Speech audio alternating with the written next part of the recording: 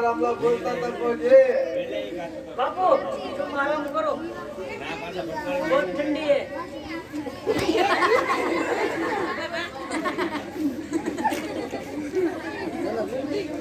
अरे बादशाह तो लड़वा માટે તૈયાર થઈ જા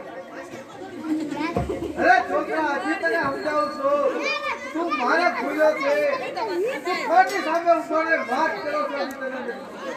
અરે બાદશાહ કા મારી બહેનનો માલ પાછો આપી દે નહીં તો પછી યુદ્ધ કરવા માટે તૈયાર થઈ જા અરે આવા બાદશાહ યુદ્ધ માટે તૈયાર જ હોય છોકરાઓને આવો યુદ્ધ કરે